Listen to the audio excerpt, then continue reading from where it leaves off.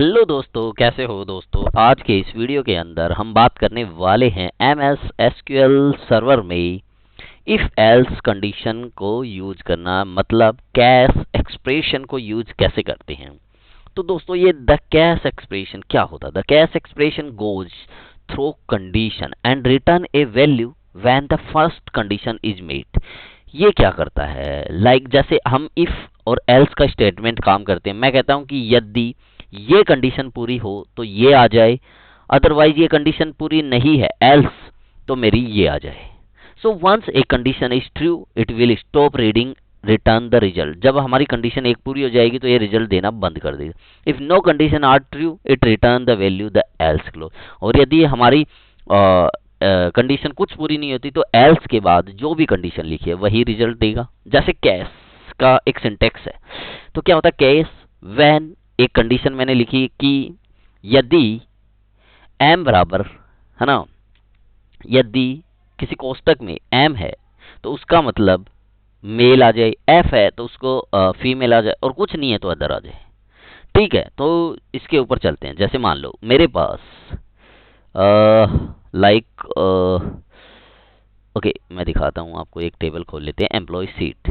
ठीक है, ओके, एक टेबल है, उसके अंदर आप देख सकते हो यहाँ पे एम्प्लॉय नेम आ रहे हैं और यहाँ पे मेल फीमेल आ रहे हैं। ठीक है, मैं एक इसमें क्वेरी जनरेट करते हैं केस की।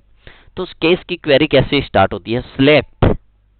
ठीक है, सबसे पहले सिलेक्ट लिखते हैं, उसके बाद एम्प्लॉय का नेम आता है। ठीक है, सेलेक्ट, उसके बाद एम्प्लॉय नेम। जैसे मान लो मेरे को ओके, थोड़ा सा इधर कर देते हैं, एम्प्लॉय नेम चाहिए है ना। और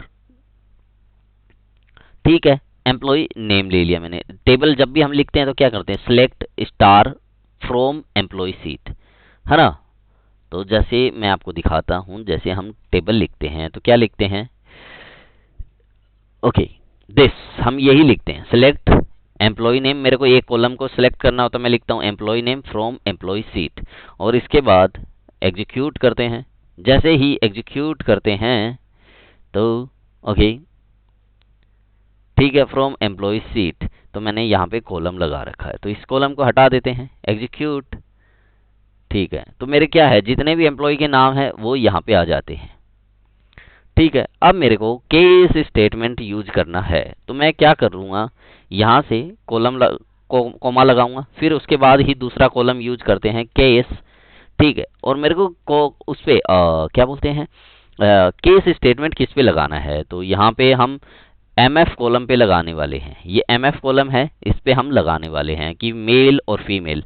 ठीक है, तो यहाँ से हम क्या करते हैं, MF लिख देते हैं, अंडरस्कोर F। ठीक है ना, फ्रॉम एम्प्लॉय सीट। इसके बाद केस हो गया। अब मैं कंडीशन लिखते हैं हम।